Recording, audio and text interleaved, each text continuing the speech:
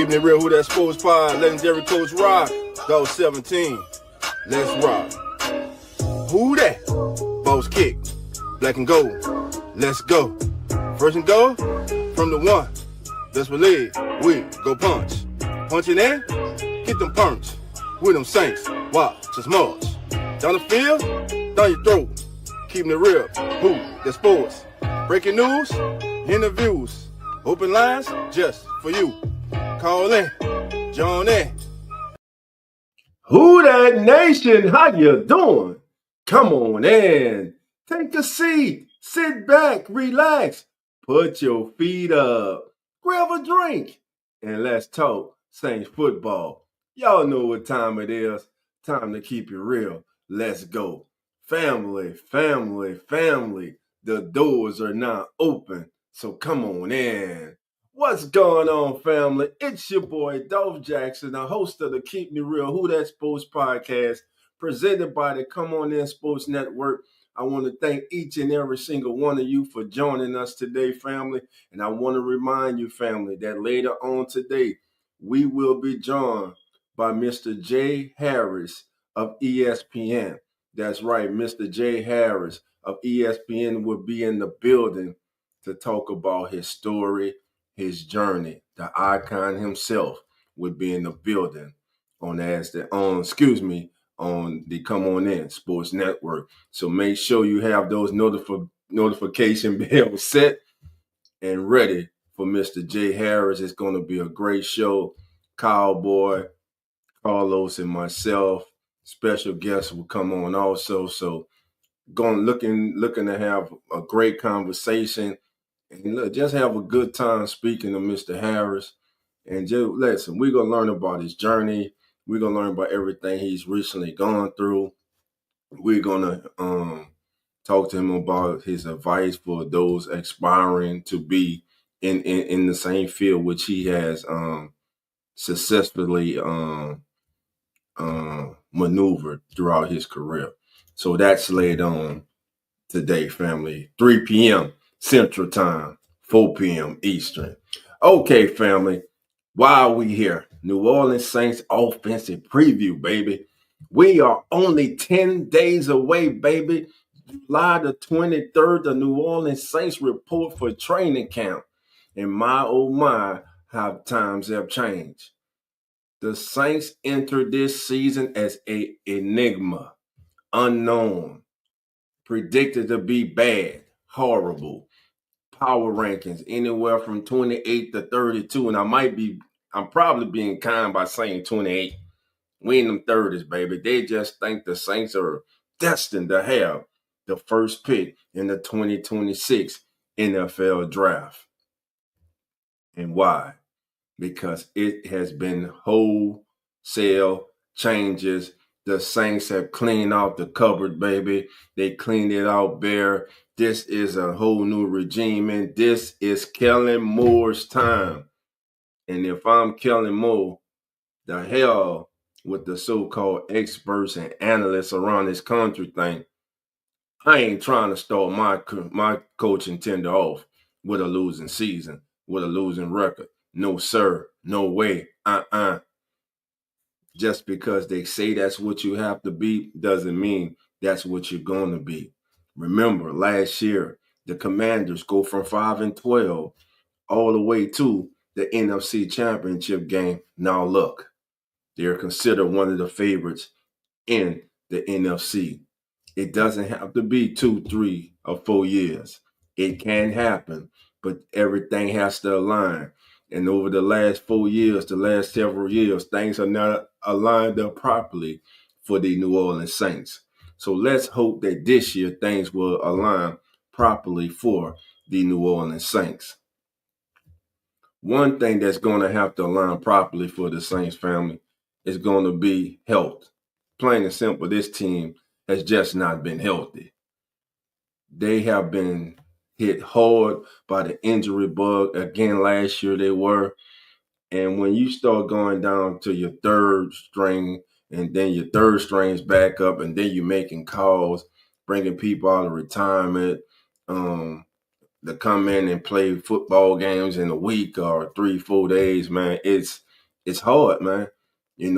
But listen, this team, they finished 5-12. And like the old saying goes, you are what your record says you are. And the Saints were a 5-12 football team last year. A 5-12 football team that played the majority of the season without key contributors like Eric McCoy, Cesar Ruiz, Chris Olave, Rashid Shaheed. We can go on and on. The New Orleans Saints were hit by the injury bug.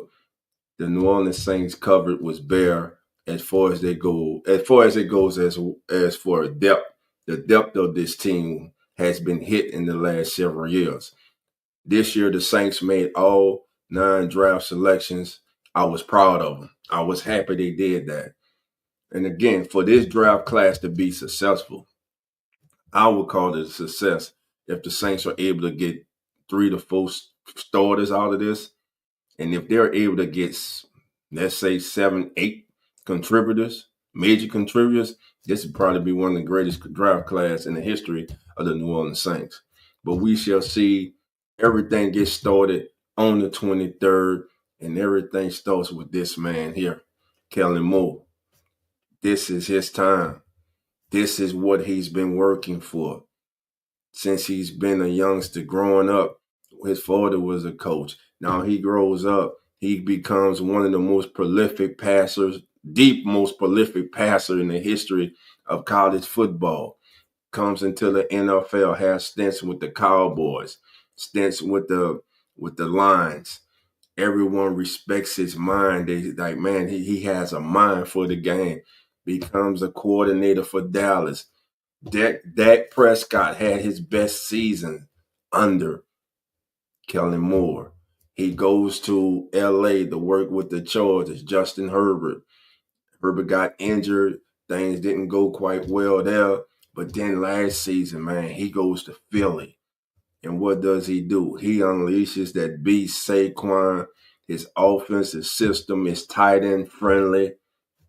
It's a system that's player friendly. And the thing that you hear about Kellen Moore from his stints everywhere else before arriving here in New Orleans is the players say he's approachable. He's open to listening to player suggestion. Why? Because he's the type of coach that wants to put his player in the best position to be successful. He doesn't seem to be the type of coach who's about, this is my system and you have to fit into my system. He's adaptable, and that's something that I'm looking forward to see as the maturation of the Kellen Moore era begins. As he begins on this task of rebuilding the New Orleans Saints and getting the Saints back to the postseason, baby, and fighting for the NFC South title, because them Bucks, baby, they done had that for too long. It's time to take that back from them, baby. And by the way, it's been 4 years since the Saints have made the playoffs. There are only 3 other teams with longer droughts than the Saints, and 2 of them are in the NFC South. The Atlanta Falcons, 6 seasons. Carolina Panthers, 8 seasons. And the New York Jets have missed the playoffs, family, for 14 consecutive seasons. Hey, I'm an original Saints fan. It took us 20 years to have win the season, so the Jets still have a little ways to go. But getting back to the Saints, this man, Kellen Moore, his journey begins. I love what it has gone on this off season. I love that he's put his stamp on this team. From the selection of Tyler Shuck, you can see the moves that this team has been making. He goes and he gets Calvin Banks Jr. in the first round. Why? Because he believes in building from the trenches. You build from the trenches. We all love skill position. We love the toys, baby. Like Coach said, shout out to my co-host, Coach Rock, and the quick update family. Coach is doing better. He's doing a little better. He's home.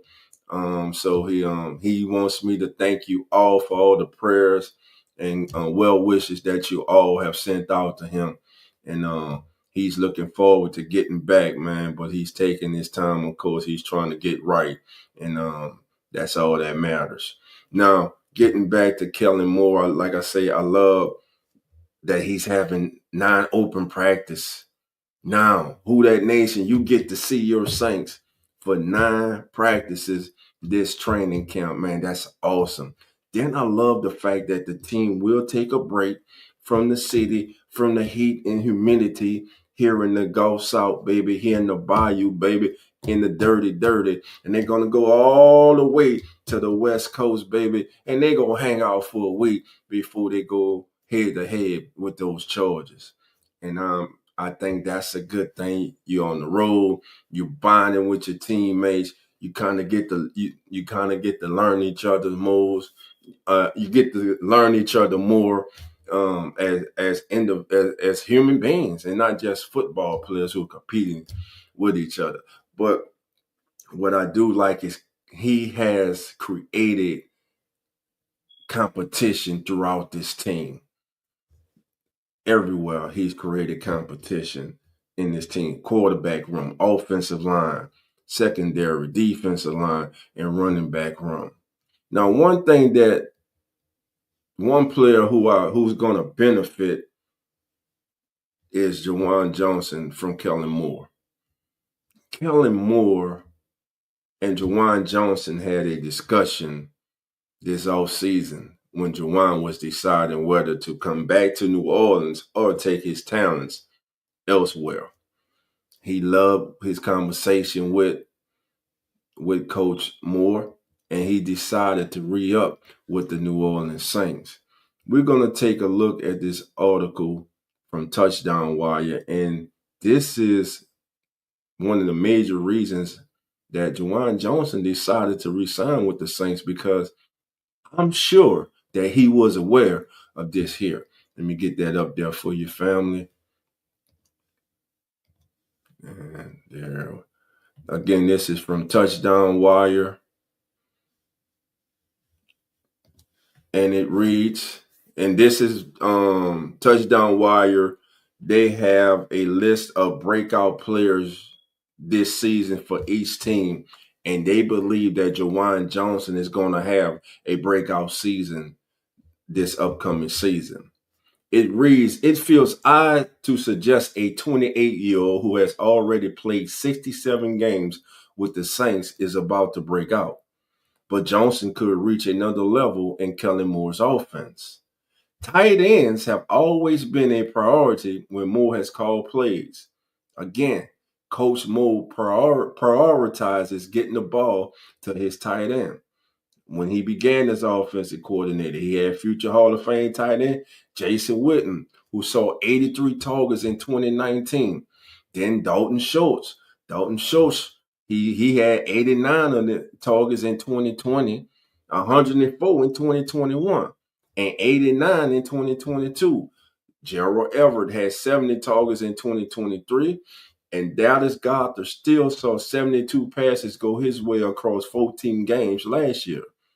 Johnson had a career-high 66 targets last season. His volume is about to go up, and Moore's fresh perspective could find new ways to get him the ball. This is, of course, from our friend John Sigler, Saints Wire, Touchdown Wire, USA. So Juwan Johnson is set to possibly benefit from Kellen Moore being his head coach and offensive coordinator.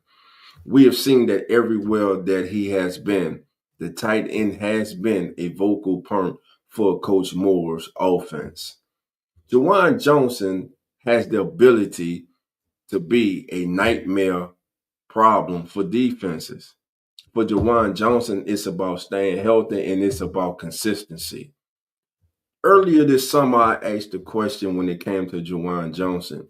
Was it Juwan Johnson, or was it that the former regime, they didn't prioritize making him more of a focal point of the offense?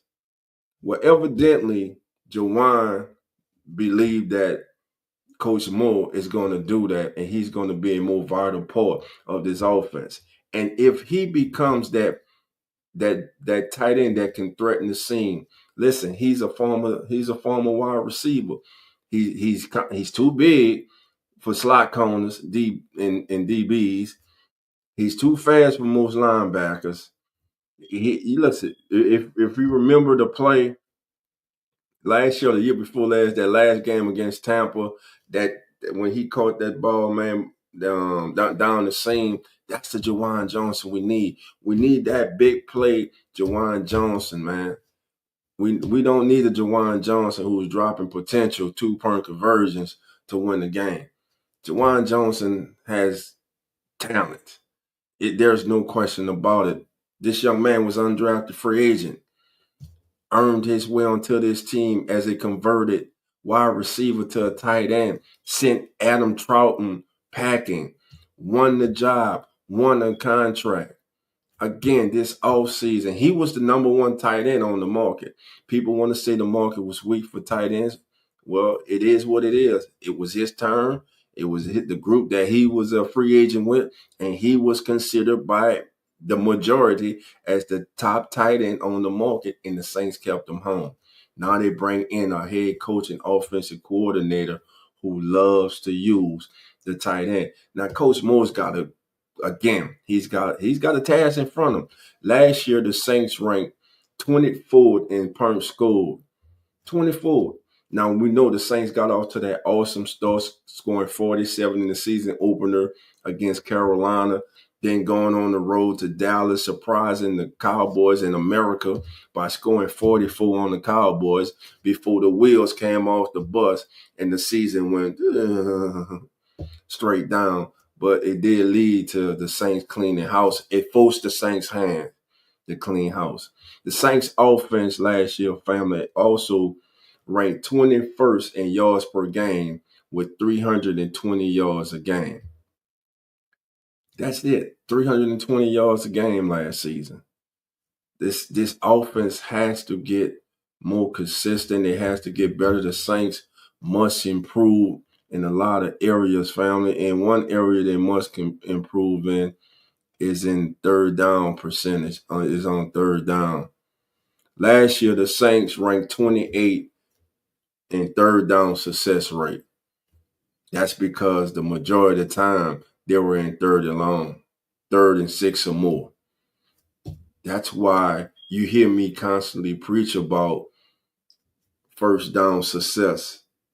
First down success. Success on first down. We look at success on third down as we see here. But I like to look at success on first down. First down can set a possession up for being successful. How successful is a team on first down? Are you getting 1 yard on first down? Are you losing 2 or 3 yards on first down? Are you getting three yards on first down, 3 yards on second? You got a manageable third down and 4. It, to me, at least, if you're getting 3.5 yards, 4 yards per play, that man, that's great. Now, if you're on the other side of the defense, that ain't great. But the Saints too many times found themselves in third and long, not only from poor execution or play calling, but from just bad play. Untimely penalties, man. Shooting yourselves in the foot. The Saints cannot afford to do that this season. Now, one area that the Saints were strong in, were good in, they were right outside the top 10, was in the money zone, baby, in the red zone. The Saints ranked 11th last year at 58.14% in the red zone. Now you get that up. Just improve by 4. If they improve by 4, then they go to number 7 in the league in the red zone. I would take that. These young quarterbacks this season, they must protect the ball. But early on, Coach Moore, he's going to have to protect his young quarterback, no matter if it's Tyler Shuck or Spencer Rattler. And listen, shout out to the great Mike Detillier, man. Like Mike said, Mike believes, hey, it's just Tyler's. It's Tyler's to lose. For him to not be the starter, he would just have to really look bad and look like he is, over his head. And if that's the case, hey, you go with Spencer Rattler. to start the season. And hell, if that happens, Spencer might not get that thing back, But I am so much looking forward to the maturation of these two young quarterbacks, because when you sit down, you think about it. Spencer, when he got selected here last year, he knew that Derek Carr had at least another year or two here in New Orleans. And so there was no chance of him unseating Derek Carr as the starter here. Now Derek Carr retires abruptly. Now there's an opportunity for Spencer to be a starting quarterback, have the ability to compete to be a starting quarterback in the National Football League in his second season. Then how about Tyler? Tyler's a second round pick, number 40 overall, who's coming into a situation where he right now is the front runner to be the starting quarterback for the New Orleans Saints in his rookie season, because he was handpicked by the head coach. These two youngsters, how will they handle it? How will they handle this competition, this battle? Listen, it's the NFL. Everyone's out there competing. Your teammates, they're out there competing to make the team. So you're gonna have plays that are not successful. That's where I want to see these kids in action.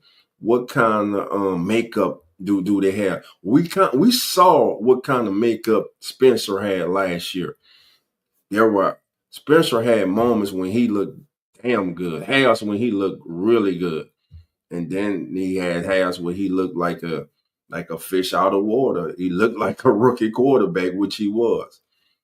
But whoever's the starting quarterback, I believe is going to have to be eased into that being that starter. They're going to have to earn the trust of Coach Moore, and Coach Moore is going to have to earn their trust, because as a player, you want your coach to have trust in you, and as a coach, you want your players to have trust in you, that you're going to do, that you're calling plays and setting them up for success. You're calling plays that enhance their strengths. That's the kind of relationship that you're looking for. Now, our area where Coach Moore and then Saint again must improve on, we just spoke on, was on third down, where they ranked 28 on third down conversion. Now, the Saints were right in the middle of the pack rushing wise, as they ranked 14th last year, averaging 115 yards a game. They averaged 14 yards a carry, 15 touchdowns. 4 yards a carry. That should be 3rd and 2. But again, when you have to take into context, when did these yards come? Did it get a lot of these yards when it was 3rd and long and they just called a draw play, or the quarterback just scrambled? So you have to take into context that 4.4 yards per carry last year, and they only had 15 rushing touchdowns. That rushing offense suffered last year. If it wasn't Elvin, there was nothing. That's why I believe this year's New Orleans Saints running back room going into camp may be the strongest that it's been in recent memory. Matter of fact, let's take a look at the Saints depth chart right now, family. Let me get that up there for you. So as we take a look at the New Orleans Saints depth chart in running back room, of course, Alvin's the starter. You got Kendre Miller, Devin Neal, Cam Akers is in the building. Clyde Edwards-Helaire is in the building. So these are the young men that are going to be battling to back up Alvin Kamara. And it is now put up or shut up time for Kendre Miller.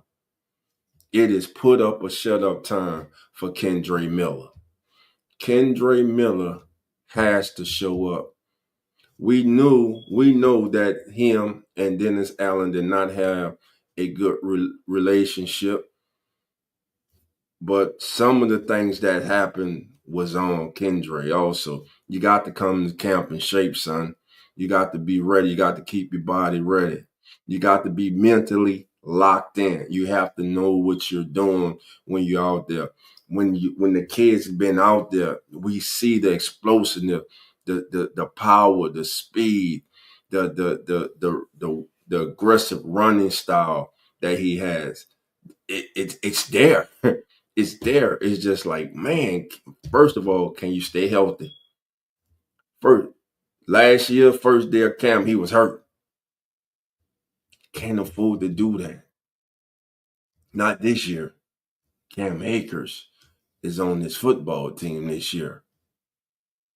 Devin Neal. Yeah, he was a 6th-round selection, but Devin Neal, who everybody loves, you watch the kid at Kansas. This kid's hungry. Devin Neal's on this team. So Kendre Miller has to show up. Show up and show out this year. And Elvin, man, look, Elvin was only 50 yards away from having his first 1,000-yard rushing season. And again, every time I think about it, we're talking about the leading rusher in the history of the New Orleans Saints, and he has not had 1,000-yard season. But all purpose wise, he's one of the best I feel ever to put on a uniform in the National Football League. He's just special. Last year, Elvin led the Saints in rushing with 950 yards. They're 50 away, baby. Just 50 away. But injury slowed him down and prevented him from getting his first 1,000-yard rushing season. Now, last season, the Saints were 23rd in passing yards per game. They had 12 intercepts, 21 touchdowns, only threw for 205 yards a game. No, we touched on it again, but I got to go back to it. This has to get better. It has to. Complementary football. If the Saints are able to establish themselves as a physical downhill team running the ball, that opens up the play action game for the quarterbacks. That gives them easier reads because, the defense will be forced to bring safety down into the box. You get one-on-one with Rashid Shaheed, Chris Olave, and again, Juwan Johnson could. I think that's a good call by the touchdown wire of Juwan Johnson that's being the breakout player for the New Orleans Saints. I think that's a real good call by them. Now, the success rate in the red zone, again, the Saints were 11. They were 58% in that last year. So that was one area that they were successful in. Now, we're about to read an article by our brother Ross Jackson at Louisiana.net. And Ross here speaks about quarterbacks aren't the only key to success for the Saints in 2025. So he gives us a few more things that can lead the Saints to being successful here in 2025. Let's take a look at that right now, family. Let me get that out the way so you guys can see that. And hold on. There we go. All righty, family. Here we go. All right. Quarterback. This is the obvious headline for the Saints season, but not the lone ingredient for success. Where second-year passer Spencer Rattler or rookie quarterback Tyler Shuck, getting steady play at quarterback is imperative. The thing is, the Saints don't necessarily need superstar level production in the process, though they'll take it if they can get it, most definitely. Reliable, consistent, and competent game management and good decision making will go a long way.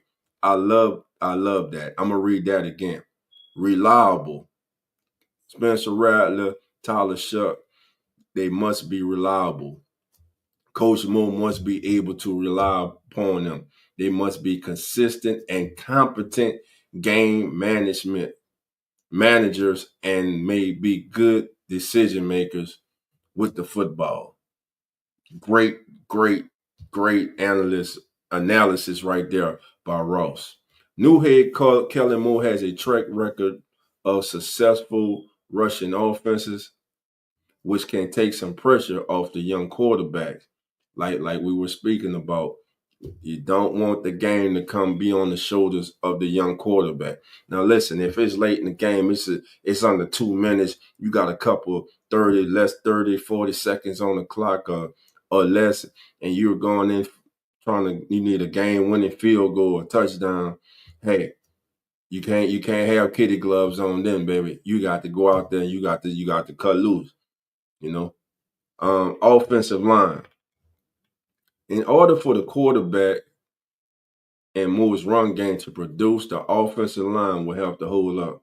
Again, to me, this is the most imperative, most important unit this season for the New Orleans Saints, the offensive line. And I'm not just talking 1 through 5. I'm talking 1 through 8, possibly 1 through 9. First of all, as Ross says here, when healthy and on the field last year, the Saints' top 5 were very effective in the rare games in which all 5 linemen were healthy. New Orleans was at its most explosive. They were. Again, it comes down to health. The drop-off from starter to backup, however, was drastic and hard to overcome. Again, depth, quality backups. This year, the Saints go out. They sign Dylan Reyes. They bring Will Clapp back. 2 veterans. That's an upgrade from what they had. They re-signed Landon Young. Landon Young's back in the building. They're confident in Landon Young. They believe in Landon Young. Will Landon Young be the next James Hurst? Shout out to Jeff Nowak of WWL Sports Talk and Mike Haas. I was on with the guys this past Friday. It was a real good time. And Jeff feels that Landon Young could become this year's version of James Hurst. We will see. But just on paper, the depth, the backups for the New Orleans Saints look better than what they had last year. Now, New Orleans made clear improvements to their offensive lines, swapping former journeyman left guard Lucas Patrick for tackle turn guard Trevor Penning. Drafting Texas consensus All-American Calvin Banks Jr. and we spoke about this also on Sports Talk, man. This kid and Fuaga last year had to be 2 of the most least talked about New Orleans Saints first round picks in recent memory. Ross now goes on to say, to a man, the left tackle role in moving Talisi Fuaga back to his collegiate right tackle spot. Should this line perform as expected and most importantly, stay on the field together to develop continuity with each other, trust, understanding, communication, all that goes, man. All that matters. It could jumpstart the Saints' rebound and drive improvement over the next few years. Continuing to build experience depth will be another important factor. And we'll get on the defense when we take a look at the defense on our next episode. But yeah, that's our brother Ross Jackson there at New Orleans Football. Shout out to Ross for the great work he does over there. So, family, in closing, our New Orleans Saints start a very exciting journey. Though right now, all things are not turning up. The arrow is turning down. Everyone is turning down at the New Orleans Saints. Everyone is saying that the New Orleans Saints will be bottom feeders. The New Orleans Saints will be the 32nd or 31st best team in the National Football League, making them the worst or second worst team in the National Football League. The New Orleans Saints will have the number 1 or number 2, a top 3 pick in next year's NFL draft. That's what they're saying. That's what they're expecting. But to a man, in that Saints locker room, in that coach's room. The hell what the outsiders are thinking. It's all about the people in the building, the leadership, coaches, players, leadership, want to, desire, not being selfish, playing for team and not self, and playing for who that nation, playing for a fan base that is behind you, that will, man, show up 1, 2 o'clock in the morning at the damn airport to welcome you back after a big road win. That's the kind of fan base you have here in New Orleans. Now, again, many don't think that the Saints will be much this season. They even downgrade the Saints' talent. Fine, let them do it, because those same people who are saying that the Saints are not going to be anything, they're not going to be much, will be the same people when the Saints make them all pucker up and kiss you know what, because the New Orleans Saints, and I'm predicting it, I'm calling it right now, the New Orleans Saints are this year's surprise team. The Saints not only improved their win total by 4, I'm doubling up. The Saints improved their win total by 5, and I haven't even seen the first practice or preseason game. I got to go with it. I'm going 10-7, surprising everybody. Hell, we might go 11-6. That's right. I'm drinking the Kool-Aid. I really don't care right now. Y'all know I normally don't do this, but you know what? This is how I'm feeling. I got a feeling, family, that the only thing that will hold the New Orleans Saints back this season is the New Orleans Saints. The cupboard isn't as bare as many would lead you to believe. There's talent on this team. There's young talent. There's hungry talent. Now we need some players to step up. Will Bub Means be that kid?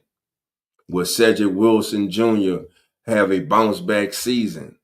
He had his best season in Dallas when Kellen Moore was his offensive coordinator.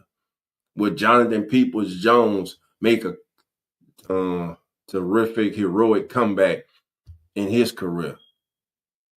Will Mason Tipton bounce back and have a bounce back season after last season failing to live up to expectations after his hot start in camp? Will Kendre Miller finally be able to deliver on all the God-given talent that he has by staying healthy and being mentally locked in? And can the New Orleans Saints offensive line, the starting 5, matter of fact, the starting 7, can they stay healthy for the majority of the season? And most importantly, can Tyler Shuck or Spencer Rattler be the man for the New Orleans Saints, not just for this season, but for the foreseeable future? Or will we be right back in the draft next year looking for a quarterback? I'm Dolph Jackson. This is the Keeping It Real Who That Sports podcast.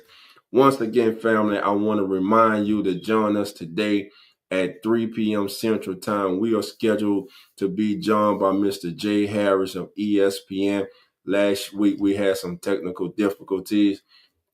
We're going to be working to make sure we don't have those difficulties this week before showtime.